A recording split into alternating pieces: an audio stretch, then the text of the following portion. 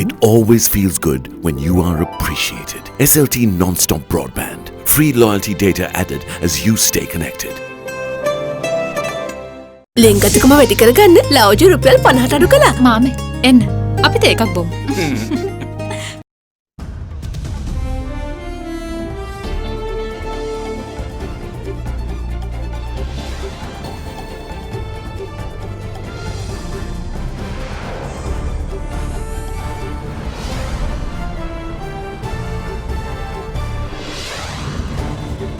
Good evening. In your headlines tonight, the mighty fall. Attorney General orders CID to obtain warrant for the arrest of interdicted High Court Judge Gihan Pilapitiya. Still waiting. Ranjan's recording still not tabled in Parliament. No change. Transparency International's Corruption Perception Index shows no change in Sri Lanka's public sector corruption score. The results for this year are that Sri Lanka continues to have a score of 38. Hitting the straps, Sri Lanka pull off a stunning victory over Zimbabwe. All this and much more coming up tonight on First at 9, this Thursday, the 23rd of January, 2020. මේ scene එකෙන් cut වෙන්න ඇන්ටිජර් මවුත්වොෂ් සමගින් එන close up gel එක story එක start කරන්න. Hi. Hi. From AdaDerana, this is AdaDerana First at 9. Live from Studio 24 in Colombo.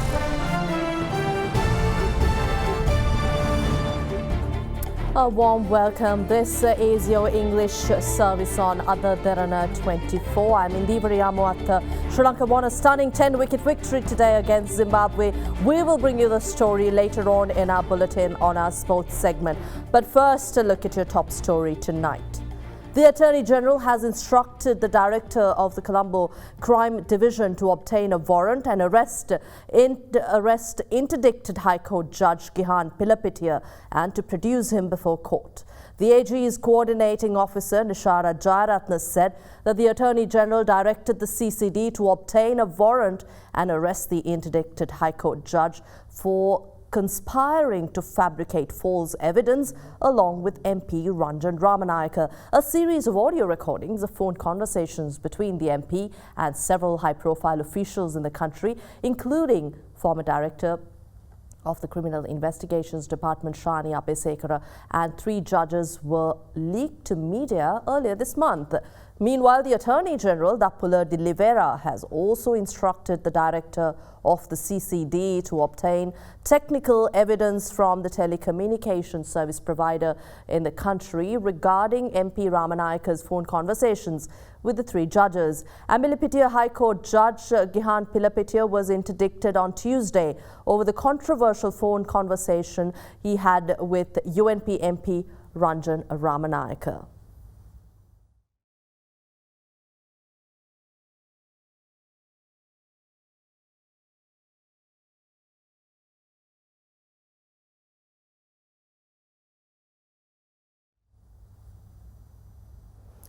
The predominant topic of debate at today's Parliament sessions once again revolved around the controversial phone recordings of MP Ranjan Ramanayaka. The MP on Tuesday delivered an address in the House where he promised to submit a cache of 15,000 recordings in Parliament, which he claimed contained conversations damaging to a vast number of fellow parliamentarians and government figures. Deputy Speaker Ananda Kumarasiri's revelation today that the CDs were not submitted as promised was cause for much consideration and consternation and heated debate between government and opposition parliamentarians. පාර්ලිමේන්තු මන්ත්‍රී ගරු රංජන රාමනායක මහතා විසින් 2020 ජනවාරි 21 වන දින පාර්ලිමේන්තුවේදී ප්‍රකාශ කළ පරිදි එතුමා සතුව පවතින හඬපට පාර්ලිමේන්තුවේ සභාගත කිරීමට කටයුතු සිදු කරන බවට කළ ප්‍රකාශය පරිදි ඊයේ දිනේදී එම හඬපට පාර්ලිමේන්තු මහලේකම්වරට බාර දී ඇති බවට විවිධ ජනමාධ්‍ය ඔස්සේ ප්‍රචාරය වන නමුත් මේ දක්වා එවැනි හඬපට කිසිවක් පාර්ලිමේන්තුවේ සභාගත කිරීමට බාර දී නොමැති බව දන්වනු කැමැත්තෙමි. හඬපටි සභාගත කරනවා කියනවා ඒක නෑ කියනවා ඒක එතනින් නවත්තලා මේ පිළිබඳව හොයලා බලලා අපි කතානායකතුමියගෙන් ඉල්ලීමක් කරනවා මේ ආකාරයෙන් සභාව පමණක් නැමේ මේ රටම නොමග යවන්න නැතුව මේ බොරු මෙතන කතා කරන්න නැතුව නවත්තන්න කියන එක. රංජන් රාමනායක පෙරේදා පාර්ලිමේන්තුවේ විශේෂ ප්‍රකාශයක් කරන ගමන් කියනවා ශාරුක් ඛාන්ට බෝම්බ ගැහුවේ කවුදයි ගම්මන්පිල මහත්තයාගෙන් අහන්න. ඒ ගම්මන්පිල මහත්තයා මේ මම ඒ කියන එක මුළු රටම හිතලා තියෙනවා. ඒ සමහරු හිතලා තියෙන්නේ බෝම්බ ගැහුවේ මමයි කියලා. කවුරු හරි මගෙන් ඇහුවොත් මට උත්තර දෙන්න තියෙන්නේ මේ රටේ ඒ විෂය පිළිබඳ උනන්දුවක් දක්වන කවුරුත් දන්න ඕපදූප කටකතා ටික පමණයි. රංජන් රාමනායක අවස්ථා ගණනාවකදීම ජනප්‍රිය නළුවාලේ සම්මානය ලැබුවත් එතුමා හොඳම නළුවා සම්මානයට සුදුසුකම් ලැබුවේ ජනවාරි 21 පාර්ලිමේන්තුව අමතලා කරපු කතාවේ. රංජන් රාමනායක හඬපටහරා අල්ලපු හොරෙක් හෙලි වෙන්නේ නැහැ. හොරෙක් අල්ලන්න ඔහු දරපු උත්සාහයක්වත් හෙලි වෙන්නේ නැහැ. මේ හඬපටහරා උත්සාහ වෙන්නේ අධිකරණයට, පොලිසියට, රාජ්‍ය යාන්ත්‍රණයට තමන්ගේ කනිෂ්ඨ ඇමති ධූරේ භාවිතා කරගෙන බලපෑම් කිරීමට ඔහු දරපු ඉතාම කැත උත්සාහය පමණයි. මොනවද මේ හඬපටහරා හෙලිවන රංජන්ගේ වීර ක්‍රියා? විපක්ෂයේ දේශපාලකයෙකු එක දවසකට හරි හිරගත කරන්නේයි විනිසුරුවරයෙකුට බලපෑම් කිරීම. පැමිණිලිකරුට තර්ජනාත්මකව දුරකථන ඇමතුමක් දීලා ඒ බව උසාවියට දැනුම් දීලා අප ලැබීමට නියමිත විරුද්ධ පක්ෂයේ දේශපාලකයෙකුට අප ලැබීම අහිමි කිරීමට කුමන්ත්‍රණය කිරීම. තමන්ගේ නඩුවක් තමන්ගේ වාසියට හරවා ගැනීම සඳහා ගල්ලරක්කු බෝතලයක් තෝල්ක මුදලිට අල්ලසක් වශයෙන් ලබා දීම.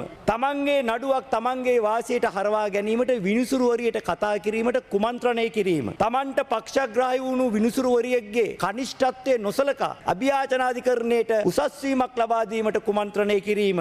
විපක්ෂයේ තවත් දේශපාලකයෙකුට මරණ දඬුවමක් ලබා දීමට පොලිසිය සහ විනිසුරුවරුන් සමග කුමන්ත්‍රණය කිරීම. පොලිස් විමර්ශනවලට බලපෑම් කිරීම. පොලිසියේ විමර්ශනවල රහස්‍ය ප්‍රගතිය පොලිස් නිලධාරීන්ගෙන් ලබාගෙන ප්‍රසිද්ධ කිරීම. තම පෙම්වතියකට ණයක් ලබා දුන්න ණය හිමියට තමන්ගේ කනිෂ්ඨ ඇමති ධූරේ භාවිතා කර අයුතු බලපෑමක් කර ඒ ණය යලි නොඉල්ලන මෙන් තර්ජනය කිරීමට කටයුතු කිරීම. මෙන්න හඬපට වලින් හෙළිවෙන සැබෑ හුටපට. ඊයේ මම මේ සභාවේ කිව්වා රංජන් රාමනායක දුරකථන ඇමතුම් 15000ක් තියෙන CD 5ක් බාර දුන්නා කියලා. නියෝජ්‍ය කතානායකතුමා අද කියලා තියෙනවා ඒ CD පැටි ලැබිලා නැහැ කියලා. මම මෙතන ඉන්නකොට තමයි රංජන් රාමනායක ගෙනල්ලා CD 5 බාර දුන්නේ. මහලේකම් තුමාටගේ අතටමයි දුන්නේ. ඊට පස්සේ ඒවා ගත්ත අරගෙන නෝට් එකක් ලියලා ඇරලා තියෙනවා රංජන් රාමනායක මන්ත්‍රීතුමාව හැන්සාඩ් එකට මේක බාර දෙන්න කියලා. ඒ බාර දෙන්න යන ගමන් තමයි එතුමා කියන්නේ එතුමාට නීති උපදෙස් ලැබුණා. ඒක බාර දෙන අවස්ථාවක් නැහැ කියලා සහ ඒ CD එකක්වත් වැඩ කරන්නේ නැහැ කියලා එතුමා දැන් මං ඇහුවාම කිව්වා. මම ඔබතුමියගෙන් ඉල්ලීමක් කරනවා කතානායකතුමා දැනුවත් කරන්න. දැන් එතුමා කතාවේදී කරපු දේවල් කිව්වේ සාක්ෂි සහිතව සභාගත කරනවා කියලා. ඒක සාක්ෂි නෙවෙයි නම් එතුමාගේ කතාව මේ හැන්සාඩ් එකකින් ඉවත් කළා දාන්න කියලා මම ඔබතුමියගෙන් ඉල්ලීමක් කරනවා කතානායකතුමාට දැනුවත් කරන්න කියලා. Meanwhile, the Prisons Department had informed the government analyst Arinanda Valianga that the MP, who was expected to provide a voice sample at the government analyst's department, was unable to do so today. The Presidential Commission of Inquiry probing the Easter Sunday attacks yet again heard evidence from former Western Province Governor Asad Saleh today. The Commission focused on a recording of a telephone call he provided to the Commission earlier with a police officer on damaging statues of Lord Buddha in Mavanalla. It, however, said that the recordings provided by Saleh is shorter than the original length of the conversation, promoting doubt whether it is doctored. Saleh also told the Commission that he came across a letter of warning over the attack on earlier the 15th or 16th of April last year and told the IGP that the names highlighted were the same as he had flagged earlier. Former Governor of the Western Province, Asad Saleh, gave evidence before the Presidential Commission of Inquiry today, with the focus falling on an audio recording he provided to the Commission on Tuesday. The recording is a telephone conversation he had with ASP of Mavanalla, Gamini Tennakorn, in which damaging statues of Lord Buddha in Mavanalla is discussed. State Council stated that the telephone conversation between Saleh and ASP Gamini Tennakorn lasted for 477 seconds and questioned Saleh as to whether the entirety of that conversation is included in the recording provided by him. Saleh responded saying that it does, and it was he who first contacted ASP Tennakorn. Playing the recording for Saleh, the Commission said that despite Saleh's claim of initiating the conversation, the recording does not indicate such. Saleh then responded saying that part of the conversation had not been recorded. He also denied editing the recording. Data obtained from the relevant private service provider on the telephone call in question places the duration of the call at 477 seconds. The recording provided by Saleh to the Commission, however, is shorter by 30 seconds. With that being the case, the State Council requested the Commission to call a report from the government analyst to ascertain whether the recording is doctored in any way.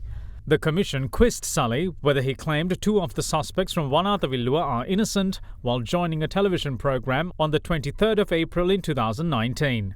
Saleh claimed that an individual engaged in cultivation in the vicinity of the plot of land in question and another man who brought him lunch were arrested. He was then asked whether he contacted former CID Director Shani Abesekara and the former Defence Secretary on the matter. Saleh denied this and claimed the matter was only discussed at a meeting. He added that former Defence Secretary Hemasiri Fernando has given written confirmation that Saleh never attempted to exert influence to free the suspects. Afterwards, when the Commission asked Saleh as to who gave rise to extremism, he said it was politicians. When asked which politicians, Saleh remained silent. He also said that Zahran Hashim and his cohorts did not have arms but only explosives. Saleh noted that the police officer assigned for his security showed a letter of warning on the attack either on April 15th or 16th. He added that he contacted IGP Pujit Jayasundara and told him that the names mentioned in the letter are the very names highlighted by him before, but the IGP kept listening without taking action. Saleh went on to say that when he came to know of two Sri Lankan families being taken out of the country for Al-Qaeda in 2015, he informed the matter to then Prime Minister Ranil Wickremesinghe. He said that former PM Wickremesinghe asked him to discuss the matter with former Minister Sagala Ratnayaka since he was aware of the matter. Subsequently, Saleh requested the Commission to grant him the opportunity to make a statement without the presence of media, to which the Commission acceded. Cabinet co-spokesperson Dr. Bandula Gunawardena today defended the President's Gazette, which called upon the armed forces to maintain public order across the country. Addressing the Cabinet media briefing today, Minister Gunawardena insisted that the Gazette coming into effect does not mean the reimposition of emergency regulations. He also touched on the government's plans targeting the looming paddy harvest in the Maha season. The Cabinet of Ministers today approved minimum prices for paddy, with the price for paddy with high moisture set at 45 rupees per kilogram, while price for dry paddy will be at 50 rupees per kilogram. Cabinet co-spokesperson Dr. Bandula Gunawardena revealed that according to estimates, the control price of 98 rupees per rice will be further dropped to 90 rupees before the Sinhala and Tamil New Year. කොතරම් විපක්ෂයේ අවලාද අපහසු උපාස කළත් ඉවසීමෙන් වගකීමෙන් දැක්මකට අනුව ගමන් කරන රජයක් ලෙස මේ රජය සහල් ආනයනය කිරීමේ ප්‍රතිපත්තියෙන් බැහැර වෙලා සිටීම නිසා අපිට පහුගිය කාලය තුලදී ඉතිරි කරගන්න පුළුවන්කම ලැබුණා ඩොලර් මිලියන 100ක පමණ ප්‍රමාණයක්. එතමනේ සහිත වී කිලෝවක් රුපියල් 45කටත් ප්‍රමිතියට අනුව වියලි වී කිලෝවක් රුපියල් 50කටත් මිලදී ගැනීම සඳහා අවශ්‍ය කරන සැලැස්ම මේ වැඩසටහනේ ඇති කරලා තියෙනවා. මහජන බැංකුව, ලංකා බැංකුව, ප්‍රාදේශීය සංවර්ධන බැංකුව 108 පොලිය සානදායී පොලි අනුපාතයක් යටතේ වී මිලදී ගැනීම සඳහා පුද්ගලිකාංශයට ණය පහසුකම් දෙනවා. මහා පරිමාණ මෝල් හිමියන්ට විතරක් සාන පොලියට ණය දීමේ ප්‍රතිපත්තියෙන් රජය වෙනස් වෙලා තියෙනවා. සුළු හා මධ්‍ය පරිමාණ මෝල් හිමියන්ටත් මේ වර සිට අනාගතයේ පිළිබඳ රට පිළිබඳ තමුන්ගේ ව්‍යාපාරය පිළිබඳ දැක්මක් ඇතුව කටයුතු කරන්න පුළුවන්.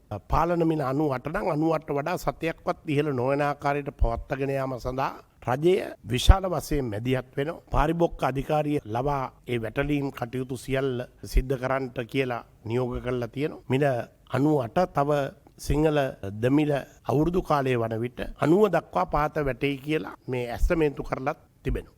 In the meantime, the President's reissuing of a Gazette Extraordinary calling upon the armed forces to maintain public order across the country with effect from yesterday was also taken up during the media briefing. The relevant Gazette notification was first issued in August last year by former President Maithripala Sirisena, and it has been reissued every month ever since. ජාතික ආරක්ෂාව තහවුරු කිරීම තමයි ජනාධිපතිවරණයේ ප්‍රධානතම ප්‍රතිඥාව බවට පත් වුණේ. පාස්කු ප්‍රහාරයෙන් පසු පාස්කු ප්‍රහාරයේ වැනි ප්‍රහාරයක ඇතිවෙච්ච වෙච්ච තුවාල වලින් තාම සුවපත් වෙලා නැහැ. තාම සංචාරකයෝ පරණ විදියට එන්නේ නැහැ. තාම බීතිකාව තියෙනවා. ජාතික ආරක්ෂාවට වගකිව යුතු රජයක් ලෙස ජාතිය ආරක්ෂාව බාර ජනාධිපතිතුමා ඒ ලැබෙන්නා වූ තොරතුරු අනුව අවශ්‍ය ආරක්ෂක විධිවිධාන යොදලා ඒට අදාළ වෙන ගැසට් නිවේදන නිකුත් කරනවා. රාජ්‍ය රහස් තොරතුරු මටවත් කැබිනට් මණ්ඩලයට දැනුම් දෙන්නේ නැහැ. මොකද ආරක්ෂක කමිටු රැස්වීමට අපි කවුරුත් සහභාගී වෙන්නේ නැහැ. ජනාධිපතිතුමත් අග්‍රාමාත්‍යතුමත් ආරක්ෂක අංශ ප්‍රධානීනුත් තමයි සතිපතා රැස් වෙන්නේ. ඒ ඇතිවන අවශ්‍යතාවයන්ට අනුව තීන්දුව తీරන අරන් ආණ්ඩුක්‍රම ව්‍යවස්ථාවට අනුව අවශ්‍ය ගැසට් නිවේදන නිකුත් කරනවා. හදිසි නීතියමද ඇමතුමා මේ ගැසට් එකෙන් ක්‍රියාත්මක වෙන්නේ? නෑ හදිසි නීතිය යටතේ නෙමෙයි. රටේ හදිසි නීතියක් නෑ. ආණ්ඩුක්‍රම ව්‍යවස්ථාවෙන් ජනාධිපතිවරයාට පැවරෙන බලතල අනුව රාජ්‍ය ආරක්ෂක අමාත්‍යවරයා වශයෙන් තමයි ගැසට් නිවේදන නිකුත් කරන්නේ. එතුමා කැබිනට් ඇමති කරන්නේ ස්ටේට් ඩෙපියුටි මිනිස්ටර් කෙනෙක් විතරයි ඉන්නේ සමන් රාජපක්ෂ මහතුමා. කිසියම් අමාත්‍යවරයෙක් නැති ඕනෑම අවස්ථාවක ඒ අමාත්‍යවරයාගේ සියලු විෂය බලතල ජනාධිපතිවරයාට ව්‍යවස්ථාවෙන් පැවරෙනවා. නෑ ඉතින් මහින්ද රාජපක්ෂ අගමැතිතුමාපත් කරන්න පුළුවන් නේ. නෑ ඉතින් ඒක ආණ්ඩුවේ තීරණයක් නේ. නෑ ඒක අඩුපාඩුවක් නේ අමතුමා ඒක. නෑ අඩුපාඩුවක් නෑ. සම්පූර්ණ බලතල සහිතව ඉඳලා තමයි ත්‍රස්තවාදයක් නැතුව තිබුණ රටේ පාස්කු ප්‍රහාරයක් එල්ල වුණේ. ඒ බලතල ජනාධිපතිතුමාට තියෙනවා. ඒ කරන ආකාරය පිළිබඳ එතුමා දන්නවා. මොකද ආරක්ෂක ලේකම්වරයා ලෙස එතුමාට මේ කියලා දීමට දැනීමක් මටවත් අපි කාටවත් තියෙනවා කියලා අපි හිතන්නේ නෑ. ඒක නිසා එතුමා ජාතිය ආරක්ෂාව පිළිබඳ අවශ්‍ය දේ කරයි.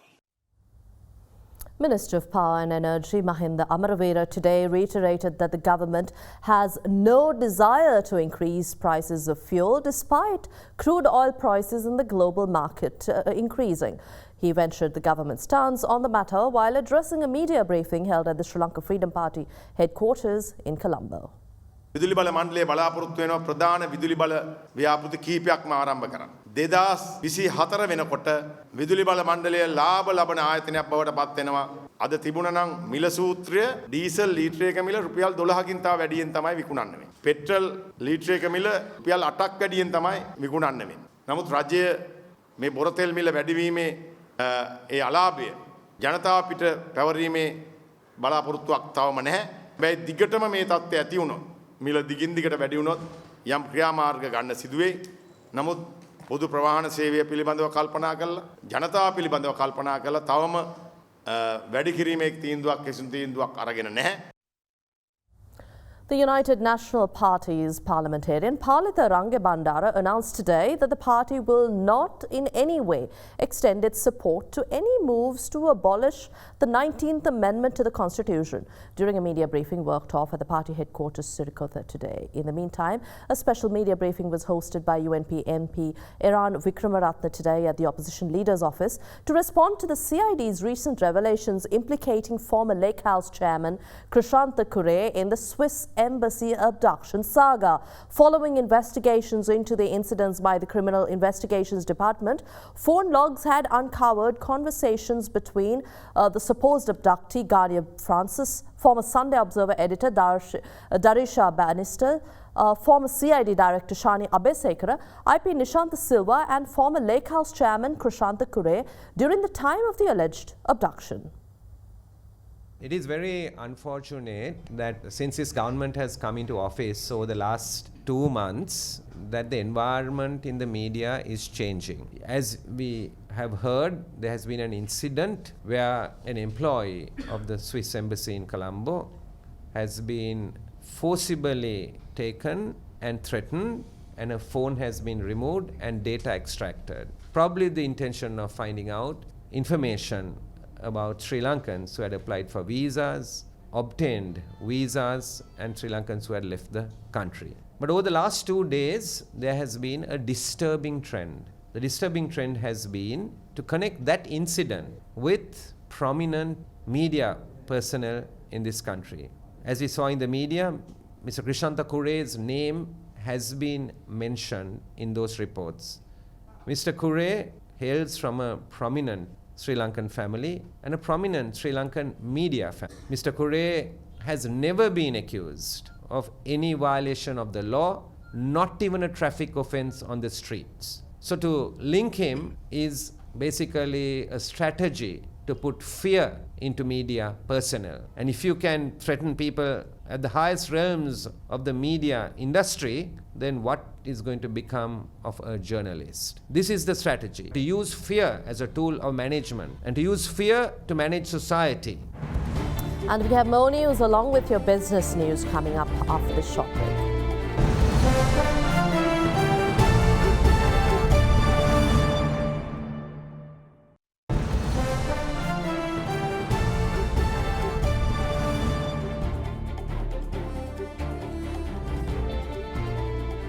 Welcome back to the news.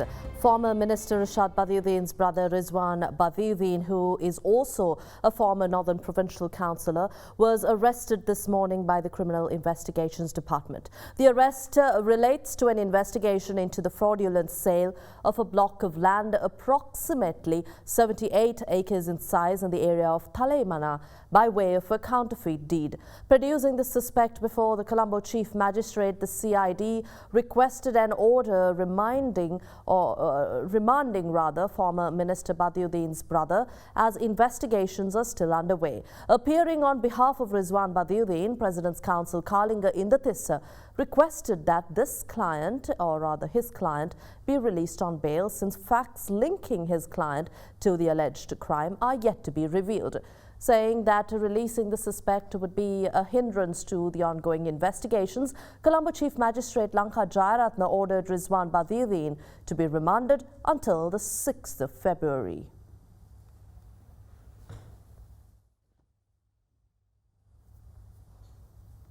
Now, Transparency International Corruption Perception Index was released today, which highlighted no change situation in Sri Lanka's score of 38, which means that the corruption within the country's public sector has neither gotten better nor has it shown signs of worsening. Transparency International Sri Lanka Executive Director Asoko Obesekara revealed this at a media briefing today, pointed out that countries that scored well in the index all had one thing in common, which is the existence of effective campaign finance laws. Obesekara echoed the organization's calls for a similar mechanism in the country, which he predicted could bring about a significant change in Sri Lanka's ranking. The Transparency International Corruption Perception Index report was released today that shows Sri Lanka's score of 38 unchanged from last year, with the report pointing to effective campaign finance laws contributing significantly to scores of the higher-ranked countries such as Denmark and New Zealand.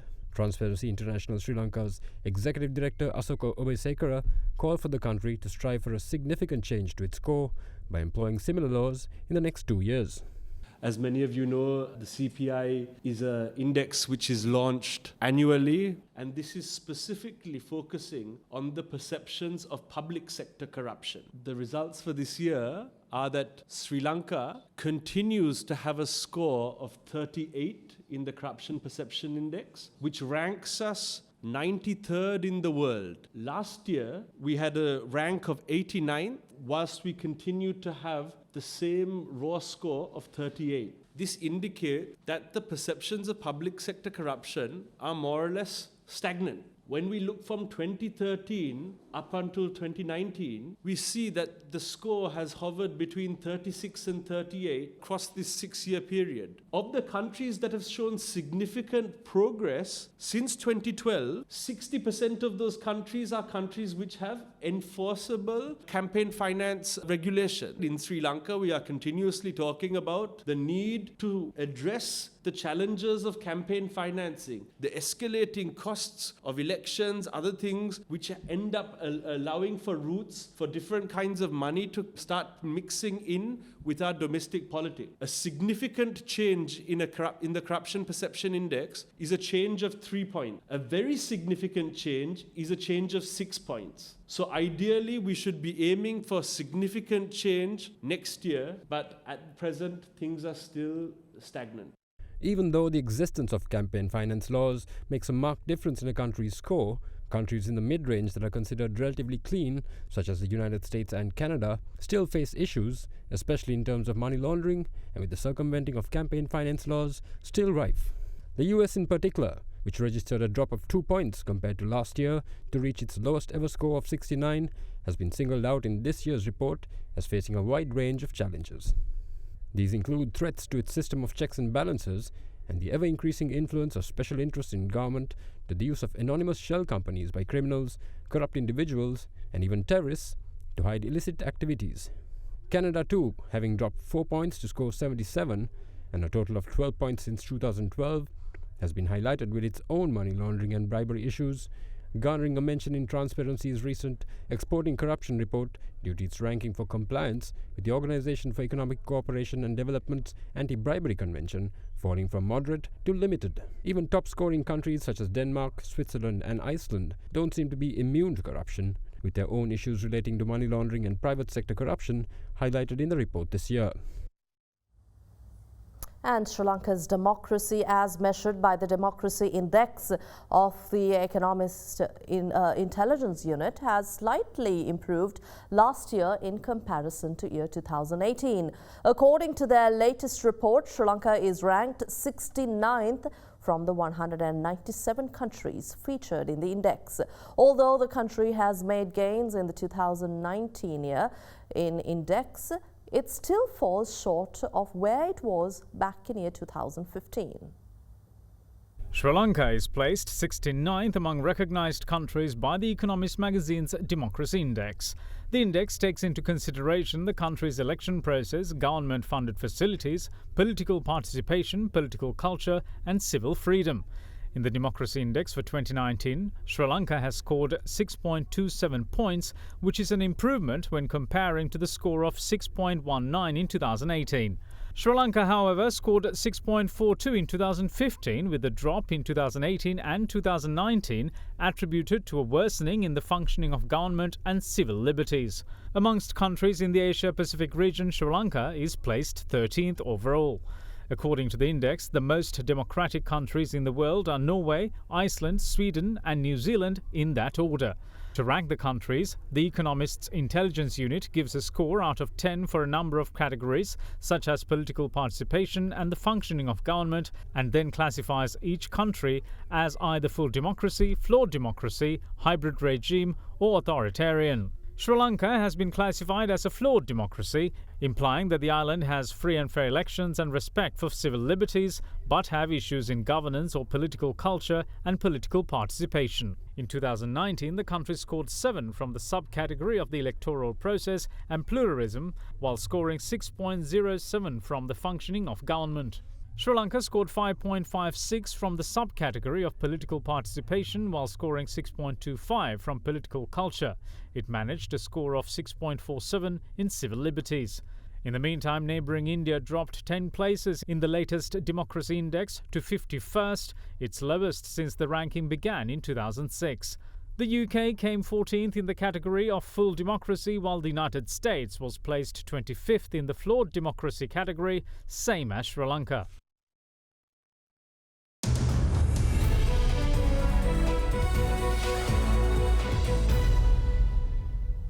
Taking you to business news, Fitch Ratings has revised outlooks to negative from stable on the long-term issuer default ratings and national long-term ratings of 3 banks, namely the Bank of Ceylon, National Savings Bank and DFCC Bank. The ratings agency also revised the outlook to negative from stable on the national long-term ratings of People's Bank. At the same time, Fitch has downgraded People's Leasing and Finance PLC's national long-term rating to A+ Lanka from AA negative Lanka and affirmed its issuer default rating at B negative with a stable outlook. This revision follows Fitch's outlook revision on the Sri Lankan sovereign B negative. Fitch has revisited or revised its assessment of the country's operating environment to B negative from B stable, primarily to reflect the risk of doing business in the jurisdiction, which it says it believes could heighten in the medium term.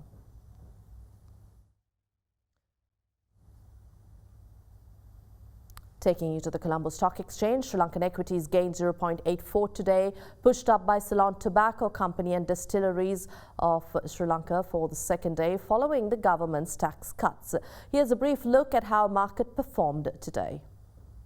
In the bond market, we saw in the secondary market that the yield curve remained broadly unchanged, with the overall market witnessing very thin volumes. On the stock market side, of course, we saw the market surge about 40 points today as well, dominated by retail and institutional buying into banks and diversified financial sectors, mainly with the speculation on positive earnings and also the further clarity on that we are getting on the corporate taxation, the tax cuts and the removal of the debt repayment levy. The bourse concluded the day in green, persisting the positive sentiment for the third consecutive trading session on the price appreciations in Ceylon tobacco and distilleries. The market witnessed a continuous uptrend to reach an intraday high of 5,994 points and ultimately dipping to a close at 5,984 points.